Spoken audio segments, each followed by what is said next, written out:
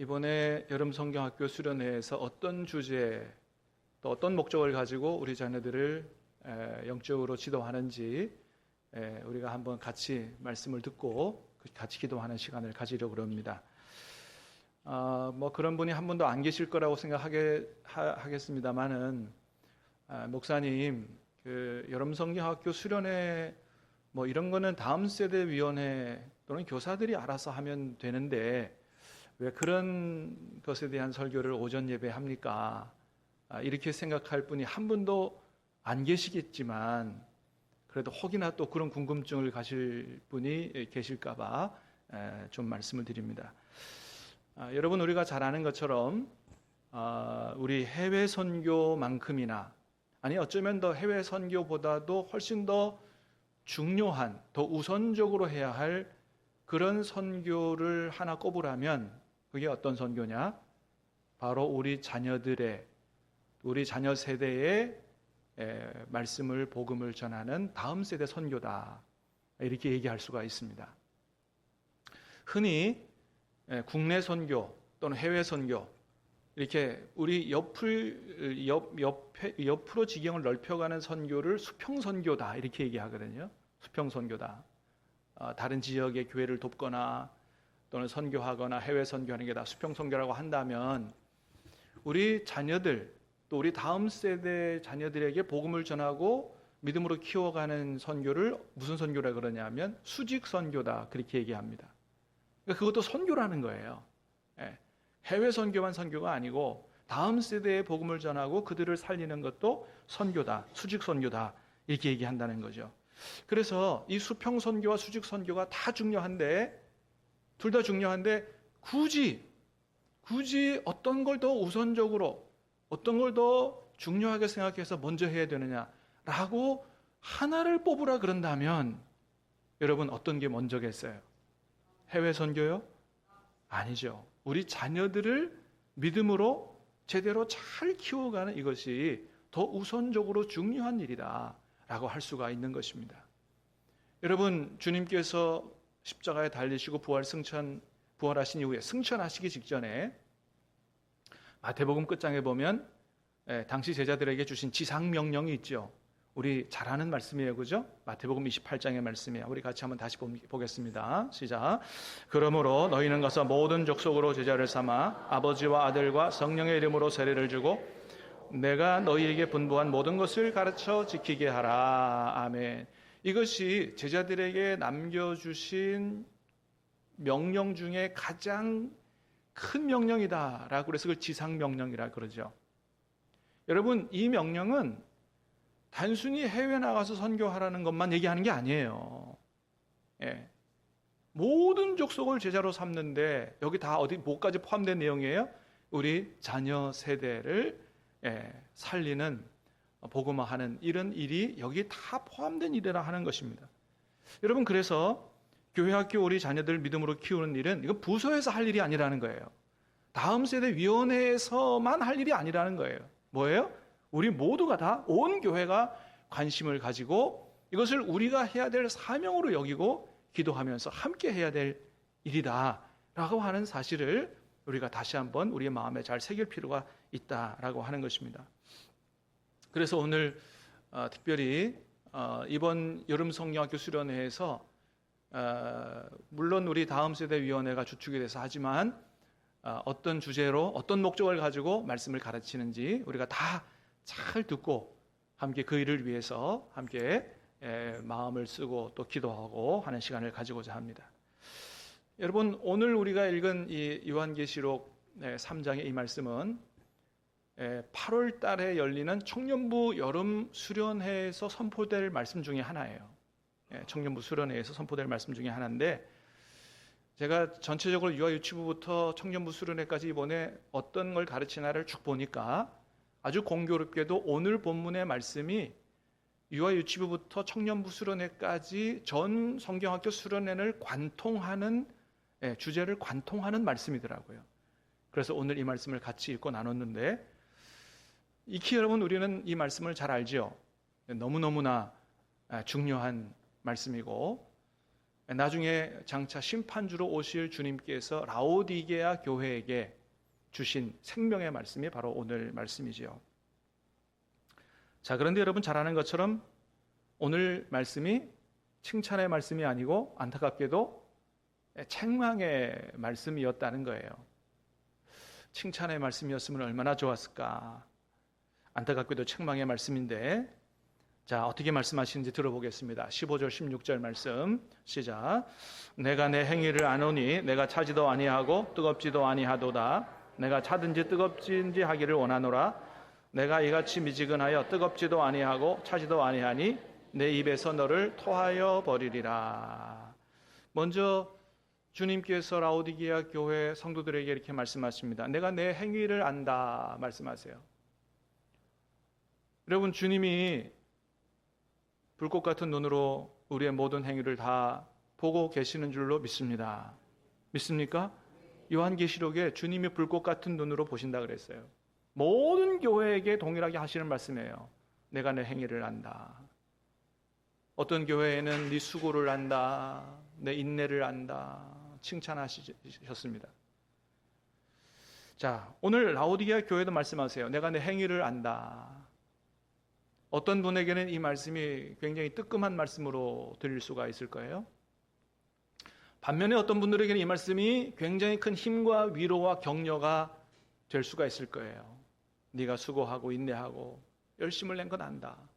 사랑하는 여러분, 간절히 바라기는 이런 주님의 말씀들이 저와 여러분들에게는 칭찬과 위로와 힘과 격려로 들릴 수 있기를 주님의 이름으로 축복합니다. 그래야 되는 거죠. 근데 라오디게아 교회 성도들에게는 굉장히 두려운 말씀으로 들렸어요. 왜요? 주님께서 뭐라고 말씀하시기 때문에 내가 보니 너는 하나님 앞에서 행위에 온전한 것이 하나도 없다라고 말씀하시기 때문이에요.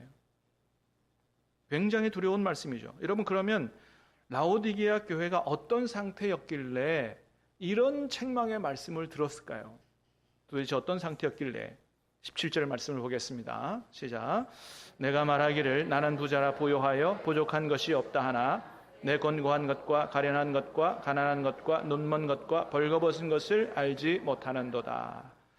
자, 라오디게아 교회가 뭐라 그래요? 나는 부자라 부족한 것이 없다라고 그렇게 말을 했다는 거예요. 이 교회는 굉장히 부자 교회였다는 거죠. 그래서 자기들이 느낄 때도 우리 교회는 부족한 게 없어 이럴 정도로 아주 풍부한 그런 교회였다는 겁니다. 이 당시에 라오디게아라고 하는 도시는 행정 중심의 도시였다 그래요. 여러분, 우리나라도 뭐 수도 서울이 있고 또 이제 행정부가 막 이렇게 옮겨온다 그러잖아요. 세종시를 뭐 이렇게 키운다 그러고, 뭐 우리도 이제 부산에 해양수산부가 온다 그러는데 굉장히 큰 기대가 있고 그걸 통해서 우리 부산이 발전할 거다. 그래서 행정 중심 도시가 되면 여러 가지 특혜가 많고 또 사람들이 몰려들기 때문에 여러 가지가 발달하는데, 마찬가지로 라오디게아 그 지역도 행정 중심의 도시였기 때문에 여러 가지 혜택을 받아서 산업들이 발달했는데 특별히 금융 산업이 많이 발달했다 그래요. 그리고 의과대학까지 있는 이런 도시가 바로 라오디게아라고 하는 도시였다는 거죠. 그리고 그러다 보니까 많은 사람들이 몰려들고 금융 산업이 발달하니까 부유한 사람들도 많이 거주하게 됐고, 그러다 보니 자연히 라오디게아 교회에 부유층 인사들이 많이 이제 다니게 됐던 것 같습니다. 그렇게 되니까 교회의 재정이 풍부했던 거죠. 그래서 라오디게아 교회 성도들은 어떻게 생각했다고요? 우리 교회는 부자라 부족한 것이 없다라고 생각했다는 거예요. 여러분, 풍요로워요? 부자예요? 부족한 것이 없어요. 그러니까 자연히 어떻게 되겠어요? 주님을 열심히 섬길 필요가 없는 거죠. 지금도 차고 넘치고 좋은데 뭘 열심을 그렇게 내고 뭐 힘들게 그렇게 신앙생활 하냐. 지금도 충분하고 지금이 좋사오니 그렇게 했다는 거죠. 자, 그런 모습을 보고 주님은 뭐라고 그러세요? 19절에 보니까 말씀하십니다. 시작. 물은 내가 사랑하는 자를 책망하여 징계하노니 그러므로 내가 열심을 내라 회개하라. 주님이 말씀하세요. 내가 열심을 내라 회개하라. 그러니까 이 라오디게아 교회 성도들이 우리는 부족한 것이 없다 그러니까 어떻게 된 거예요? 열심으로 주님을 섬기지 않게 된 거죠. 지금이 좋사오니 주저앉게 됐다고 하는 거죠. 회개하라고 말씀하신다는 거예요. 여러분, 우리가 왜 주님을 열심을 품고 주님을 섬겨야 됩니까? 교회의 목표는 무슨 10,000명 다니는 교회 성도, 10,000명 교회 성도를 만든다든지, 아니면 무슨 재적이 10억이나 20억 되는 교회를 만든다든지, 여러분, 이게 교회의 목표가 아니기 때문에 그렇습니다. 교회가 존재하는 이유는 주님께서 교회를 세우셨는데, 주님께서 교회를 세우신 이유는 교회가 10,000명이 되든 20,000명이 되든 뭐 예산이 수십억이 되든 100억이 되든 그거와 상관없이 지금도 주님을 알지 못하고 지옥으로 달려가고 있는 수많은 영혼들을 구원하기 위해서 세운 거예요. 그들을 하나님의 말씀으로 잘 가르쳐 예수님의 제자로 세워 이 땅에 하나님의 나라를 이루어가기 위해서 교회를 세운 것이기 때문에 교회 재정이 얼마나 많으냐, 얼마나 많은 사람들이 다니냐 관계없다고 하는 겁니다. 여러분, 교회의 목표는 숫자가 아닌 줄로 믿습니다. 재정이 아닌 거예요.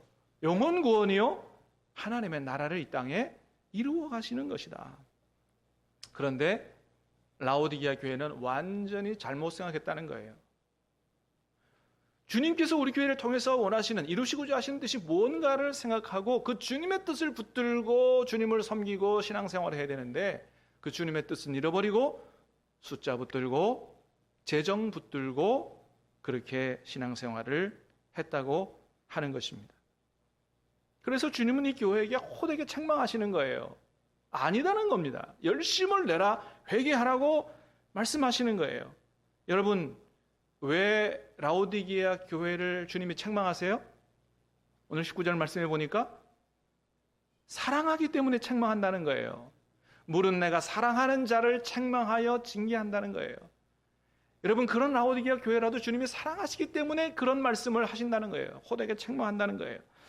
여러분, 혹시나 오늘 이 말씀들이 저와 여러분에게 주님께서 하시는 책망의 말씀으로 들리신다면 여전히 주님은 우리 교회를, 여전히 주님은 저와 여러분들을 사랑하고 계시는 줄로 믿으시기를 바랍니다. 그렇습니다. 사랑하지 않으면 책망도 없어요. 사랑하지 않으면 징계도 없어요. 사랑하기 때문에 책망하신다는 거예요. 여러분, 우리가 지난 수요일에 우리 이제 여름 성경학교 수련회, 이건 우리가 해야 될 일이니 다 같이 모여서 우리 자녀들을 위해서 기도하자 그랬는데, 제가 그날 서울의 정기검진, 이 정기검진이 다른 요일은 안 되고 수요일밖에 안 된다 그래서 수요일밖에 못 가는데, 갔다가 도착해서 봤는데 좀 마음이 많이 낙심이 됐어요. 평소에 기도하러 나오는 양보다도 훨씬 더 적은 분들이 모여서 기도를 하는데 너무 마음이 아팠어요. 주님께서 제 마음에 그렇게 말씀하시는 것 같았어요. 권 목사야, 신앙교회 이래서 되겠냐? 얼마나 죄송하고 부끄러운지 너무너무 죄송했습니다. 여러분, 주님이 오늘 우리에게 이렇게 말씀하십니다. 물은 내가 사랑하는 자를 책망하여 징계하노니 그러므로 내가 열심을 내라, 회개하라고 말씀하세요. 여러분, 우리가 우리 자녀들을 믿음으로 잘 키우기 위해서 이게 우리 전부가 함께 합심해서 기도해야 됩니다라고 하면 적어도 여러분, 교사들은 빠지면 안 되잖아요. 교사들은 빠지면 안 되잖아요. 여러분, 다른 사람들은 몰라도 항존 직분자들은 다 나와서 기도해야 되는 거 아니에요? 재직들은 어때요? 물론 무슨 생활이라든지 직장이라든지 아니면 질병이라든지 불가피한 사정이 있을 수 있어요. 그러나 여건이 되시는 분은, 시간이 되시는 분은 주님께서 오늘 우리를 통해서 무엇을 하기를 원하시는지를 잘 듣고 정말 아멘하고 순종하고 나와서 함께 기도해야 되는 거예요. 사랑하는 여러분, 간절히 바라기는 정말 우리 교회는 주님 앞에 칭찬 듣는 교회가 될 수 있기를 주님의 이름으로 축복합니다. 주님의 마음을 시원하게 해드릴 수 있는 교회가 될 수 있기를 주님의 이름으로 축복합니다. 정말 그랬으면 좋겠어요. 근데 라오디게아 교회는 주님 앞에 이렇게 호되게 책망을 받는 교회가 된 거예요. 부족한 게 없어요. 재정도 풍부해요. 시설도 그렇고 모든 게 열심을 내지 못한 것입니다. 여러분, 라오디게아 교회가 왜 이렇게 된 것일까요? 그것은 라오디게아 교회 성도들이 모든 게 다 부족함이 없었지만 주님과의 관계는 엉망이었기 때문에 그렇게 된 것입니다. 여러분, 20절 말씀을 보겠습니다. 20절 시작. 볼지어다 내가 문 밖에 서서 두드리노니 누구든지 내 음성을 듣고 문을 열면 내가 그에게로 들어가 그와 더불어 먹고 그는 나와 더불어 먹으리라. 여러분, 주님이 지금 어디에 계신다고요? 문 밖에 서서 계신다는 거예요. 여러분, 이 말씀이 불신자들에게 하시는 말씀이 아니에요. 누구에게 하시는 말씀이라고요? 라오디게아 교회에게 하시는 말씀이에요. 교회 문 밖에 서 계신다는 거예요. 교회는 건물이 아니에요. 성도들이에요. 성도들 문 밖에 서 계신다는 거예요. 아니, 여러분, 어떻게 이런 일이 있을 수 있죠? 어떻게 주님이 교회에 못 들어오시고 밖에 서 계세요? 성도들 안에 안 계시고 밖에 서 계시냐 이거예요. 그러나 여러분, 하나님은 오늘 이 말씀을 통해서 오늘 우리에게 말씀하시는 거예요. 얼마든지 그럴 수 있다는 겁니다. 얼마든지 그럴 수 있다는 거예요. 교회라는 간판은 붙였지만, 성도라는 이름은 있지만 실제로는 주님을 마음에 모셔드린 적이 없어요. 그러니 주님과 깊이 있는 만남과 교제를 가지고 산 적이 없는 겁니다. 너무 두려운 말씀이 아닐 수가 없는 거예요. 여러분, 지금은 좀 달라졌을지 모르겠습니다만은 저 남아프리카 공화국 굉장히 인종차별이 심했던 적이 있습니다. 그래서 남아프리카 공화국에 세워진 교회에 절대로 흑인들은 못 들어가고 주일 되면 백인들만 모여서 예배드리는 교회가 있고 또 흑인들만 모여서 예배드리는 교회가 있었던 것 같아요.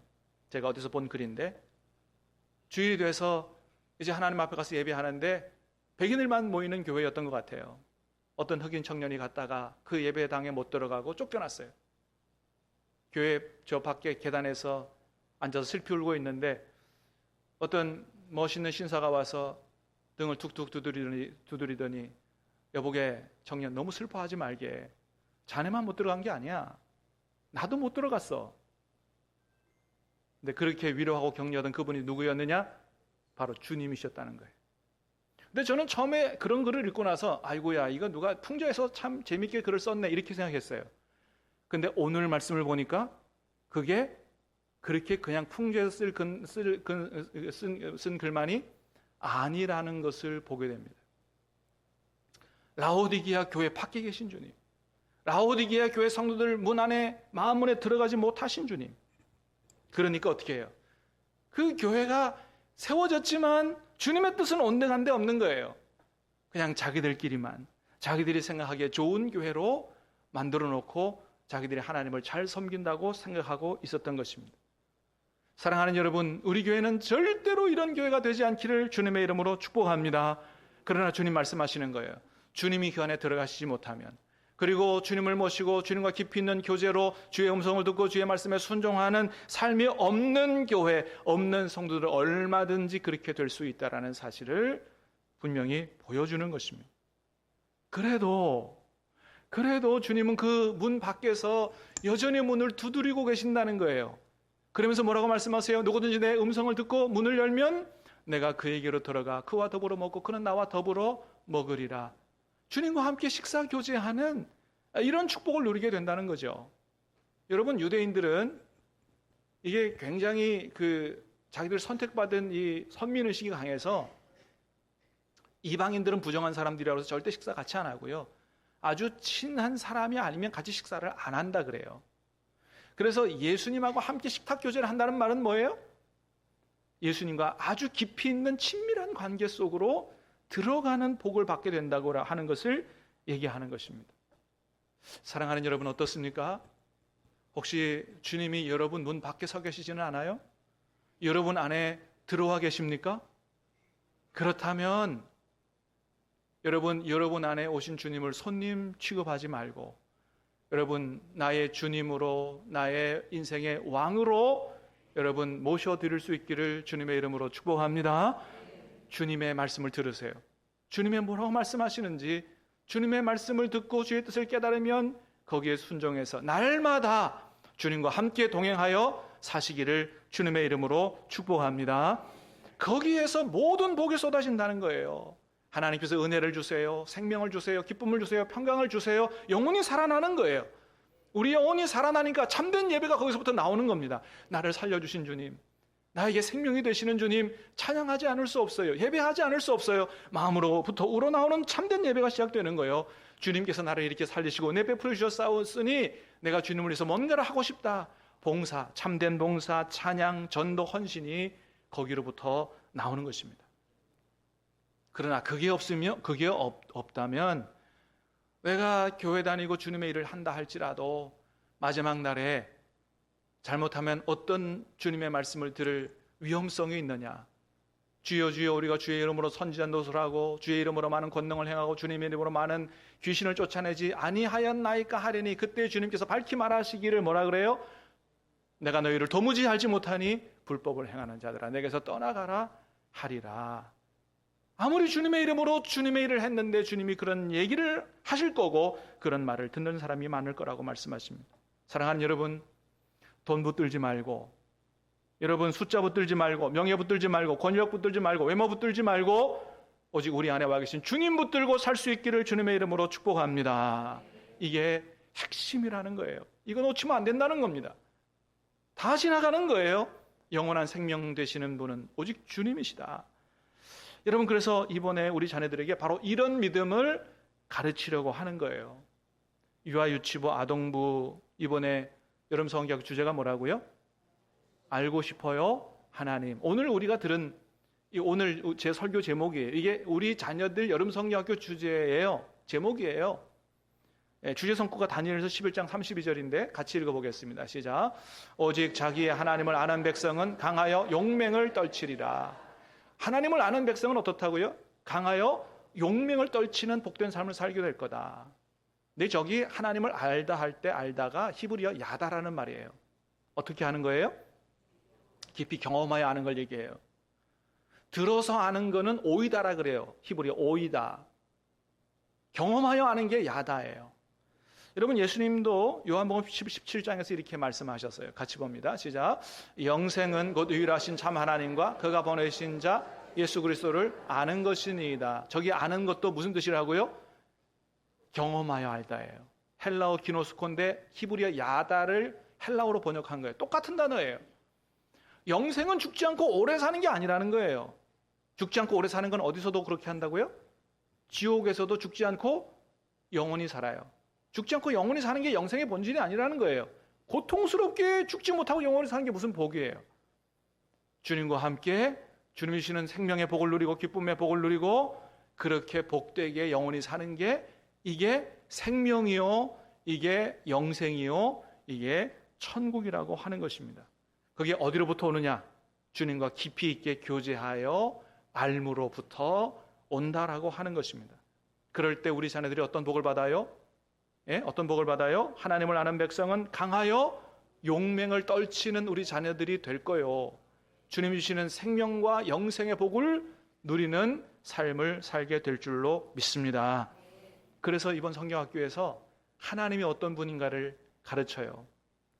처음엔 창조주 하나님, 나를 만드신 하나님, 그 다음에 스스로 계시는 하나님, 나를 인도하시는 하나님, 또 나의 주인 되시는 아도나이 하나님을 가르칩니다. 우리 자녀들에게 하나님이 너를 만들었어, 하나님이 너의 삶을 인도하셔, 너의 삶의 주인은 하나님이시야, 하나님이셔.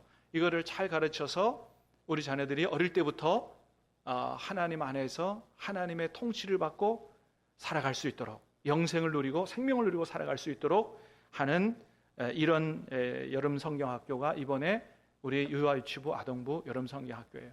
사랑하는 여러분, 우리 자녀들이 어릴 때부터 이 하나님을 잘 알고 또 교제하고 경험하고 그렇게 알므로 하나님이 주시는 생명의 복을 누리고 사는 우리 자녀들 될 수 있기를 기도해 주시기를 바랍니다. 두 번째는 청소년부예요. 청소년부 주제는 first라고 하는 말인데 주제 성구가 마태복음 6장 33절이에요. 같이 한번 읽어보겠습니다. 시작. 너희는 먼저 그의 나라와 그의 의를 구하라. 그리하면 이 모든 것을 더하시리라. 자, 왜 주제가 first예요? 먼저 뭘 구하라고요? 그의 나라와 그의 의를 구하라. 이게 먼저라는 것을 가르치는 게 이번에 청소년부 수련회인데, 청소년부는 이번에 위미션이라고 하는 단체에서 하는 캠프에 참여를 해요. 크게 두 가지 목표를 가지고 참여합니다. 하나는 우리의 하나님 앞에 찬양과 워십을 통해서, 찬양 경배를 통해서 진정한 예배를 어떻게 드리냐 하는 예배를 가르치고, 또 하나는 이제 앞으로 우리 자녀들이 사회에 나가서 어떻게 하나님의 자녀로서 세상의 빛과 소금으로 살아갈 거냐.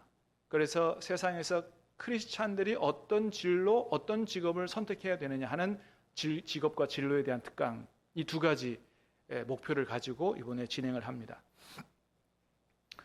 여러분 제 친구들도 그렇습니다만은 어렸을 때 교회 다닐 때 제가 전도한 친구도 많고 함께 교회 다니는 친구들이 굉장히 많았어요. 정말 열심히 다녔습니다. 토요일도 가고 주일도 가고 교회에서 살았어요.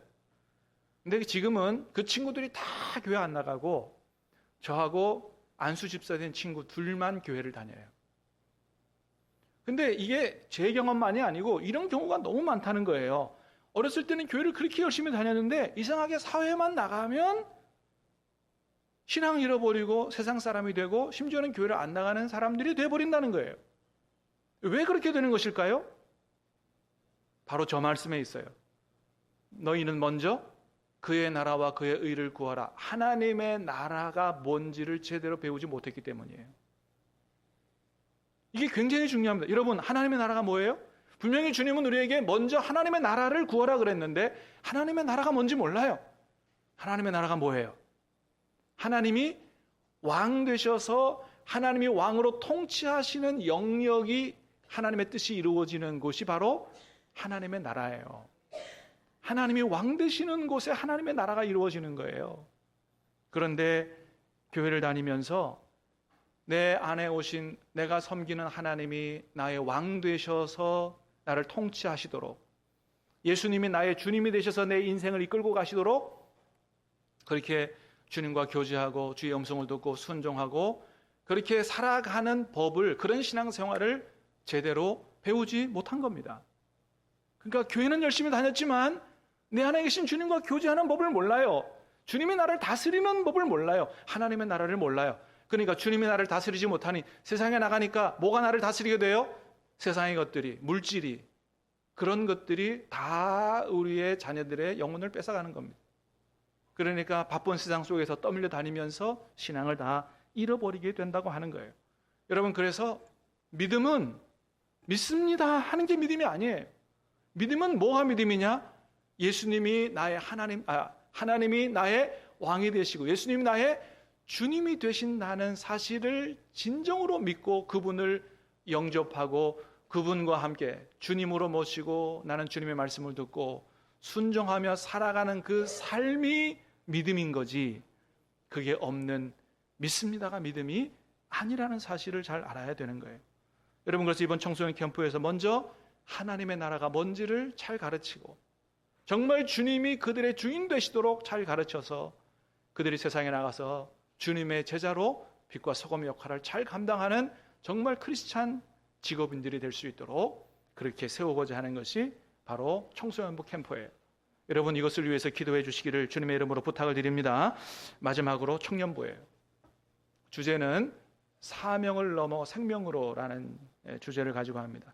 청년부도 마찬가지로 두 가지 목표를 가지고 수련회를 해요. 하나는 하나님이 청년들에게 주신 사명을 깨닫게 하는 거죠. 두 번째는 생명으로 예수님을 증거하는 복음의 증인으로 나머지 인생을 살아갈 수 있는 예수님의 제자로 세우는 이 두 가지 목표를 가지고 수련회를 진행합니다. 그래서 개회 예배 때 오늘 이 시간에 들었던 말씀을 먼저 듣게 돼요. 정말 예수님이 너희 안에 있는가? 너희가 믿음 안에 있는가? 너희 자신을 시험하고 예수 그리스도께서 너희 안에 계신 줄을 알지 못하느냐? 그걸 확증해라. 그렇지 않으면 너희가 버리운 자라고 고린도후서 13장 5절에 말씀합니다. 정말 우리 안에 예수님이 계신가 확증하라는 거예요. 이 말씀을 통해서 그거를 한번 점검해보고 또 저녁 집회 시간에는 예수님을 인격적으로 만난 이후에야 180도 변화돼서 자기 나머지 인생을 복음을 전하는 일에 헌신한 사도 바울의 말씀을 들으면서 우리 자녀들이 정말로 예수님을 인격적으로 영접하고 인생이 변화돼서 주님 앞에 복음의 일꾼으로 살아가는 결단하는 이런 수련회를 가집니다. 사랑하는 여러분, 유아 유치부부터 우리 청년부 수련회까지 정말 주님을 제대로 경험하여 알고 주님의 통치를 받고 일평생 주님과 교제하고 동행하는 그런 주님의 참된 자녀로 살아가는 복된 여름 성경 수련회 될 수 있기를 주님의 이름으로 축복합니다. 이런 모든 변화와 성숙의 성장의 축복들은 다른 데서 오지 않아요. 주님과의 관계를 회복하는 것으로부터 온다. 다시 한번 축복합니다. 이런 아름다운 생명의 역사가 이번 여름에 우리 자녀들에게 우리에게 풍성하게 흘러넘치게 되기를 주님의 이름으로 축복합니다. 우리 같이 찬양하고 기도하겠습니다. 아버지 사랑합니다. 찬양하십시다.